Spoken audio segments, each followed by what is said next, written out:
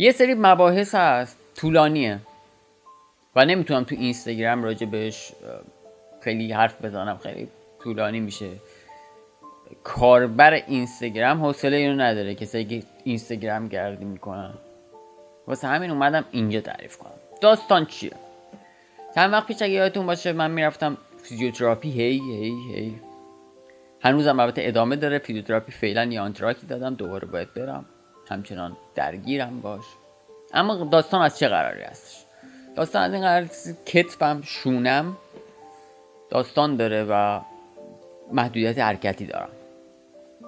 دستم تا یه جایی بالا میاد و برای این قضیه دکتر رفتم و اینا فیزیوتراپی رو تجویز کردم. پروسه ممکنه 1.5 سال تا 3 سال اینا طول بکشه و این داستانا. حالا در این مسیر دکتر منو فرستاد برم MRI. من تا حالا MRI نرفتم، در حد اینکه مثلا فیلم ها راجبش شنیده باشم، در همین حد. و من کلاستروفوبیا دارم، اگه اسمشو درست گفته باشم. فوبیای محیط بسته دارم. میدونستم که MRI قراره برم توی دستگاهی، نمیدونستم دستگاه چقدر بسته است. ایده ای نداشتم ازش. چون میدونستم خیلی هم چیز نکردم، خیلی هم پیگیر نشدم تا روز آخر از مامان پرسیدم، چون مامان قبلا فیزیوتراپی رفته بود. میگم فیزیوتراپی چیز رفته بود، MRI رفته بود. پرسیدم که این دستگاه چقدر محیطش بسته است. گفت بزرگه، میری توش خیلی جوری آزاده. نه گفتم خب دیگه آزاده تو نگو، این نمیگه به من محیطش آزاد نیست. دیگه ساعت چند ساعت بکنم 1:30 شب من نوبت فیزیوتراپی داشتم. دلیل دادم نمیادم، یک شب اینا بود. فیزیوتراپی چرا هی MRI میگم فیزیوتراپی؟ MRI داشتم. خلاصه رفتم و اینا. بعد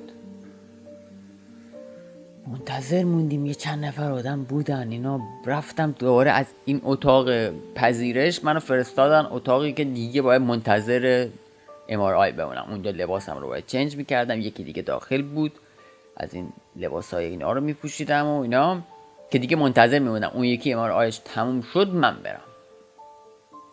چشمتون روز بد نبینه.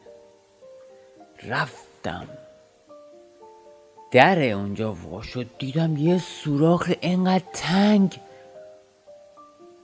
یعنی ریدم به خودم. همون من قیافه خودمو نمیدیدم ولی مطمئنم زرد کرده بودم، یعنی قیافه صورتم اصلا، یعنی اصلا ترسیده بودم. فوبیای محیط بسته دارم، نمیدونم کدومتون میفهمید یعنی چی. ترسیده بودم واقعا و میخواستم برگردم، یعنی هی داشتم این کار میکردم که برگردم، من نمیتونم.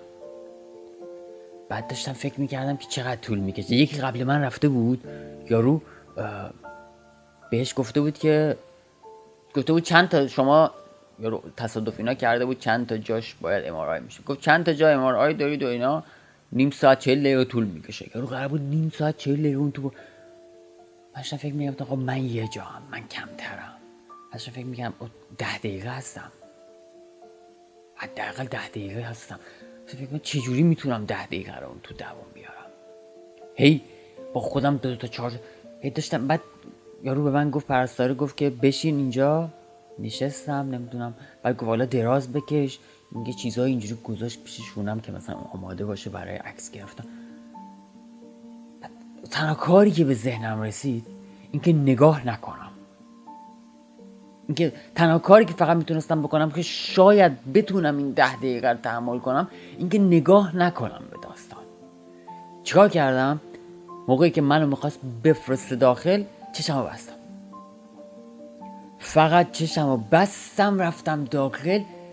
میفهمیدم ولی خیلی جای تنگ، نفسم گرفته بود. یعنی هر لحظه داشتم فقط فکر میکردم مشت بزنم به این بالا بگم منو درار. مطمئنه اینا تجربه اینو دارن که کسایی باشن که ترسیده باشن، حالا به هر دلیلی، حالا فوبیا داره، حالا یارو یا چی. اون تو همه میگفتن یه صدایی میاد تخ تخ تخ، مثلا از این صدا تو میترس. اون صدای اصلا من مسئله نه، مثلا صدای وقتی میفهمیدم اینقدر یه جایی هم که اینقدر مثلا قبر چسبید، اصلا نفسم بالا نمیومد. اصلا الان که دارم تعریفشو میکنم نفسم سخت بالا میاد.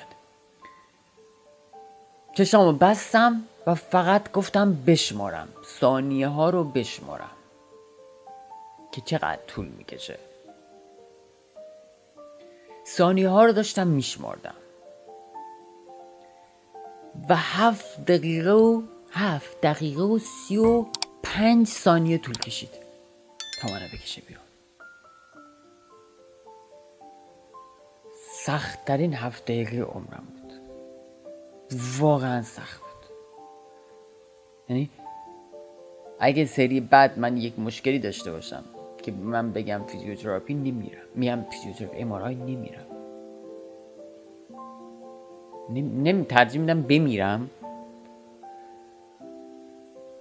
نمیدونم مگه تا جای ممکن واقعا خیلی سخت بود. اومدم بیرون، بعد مامان با من اومده بود MRI بیرون منتظر بود. به اون انتقال نداده بودم که من اینقدر از محیط بسته میترسم، مشکل دارم. خیلی در جریان یک چنین چیزی نبود. اومدم بیرون، قیافه‌مو دید. حالا دیگه اون موقع خوب بودم یعنی اون لحظه تو رفتن قیافه‌مو ندید. لحظه که دیگه اومده بودم بیرون، دیگه وقتی اومدم بیرون دیگه حالا اوکی. قیافه‌مو دید، گفت تو چرا اینجوری؟ حالت خوبه؟ گفتم که آره. نشستم با اونجا میشستیم تا یه چیزی به ما بده، جواب طوری بده و اینا که ببریم پیش دکترم بعدن دیگه، مثلا چند روز بعد نوبت دکتر. نشستم یه چند دقیقه که گذشت بهش گفتم تو چرا به من نگفتی اینقدر تنگ اونجا؟ گفت تنگ نیست که. گفت اینجوری نگاهش کردم، تنگ نیست چیه؟ من داشتم میمردم اونجا. گفت مشکل داری با محیط بسته؟ نگاهش کردم، خیلی سخت بود. الانم که حرفشو داشتم میزدم یک جایی از این ویدیو نفسم سخت بالا میومد. اگه فوبیای محیط بسته، کلاستروفوبیا اگه اسمشو درست بگم، دارید، قبل از رفتن به MRI آماده باشید. همین.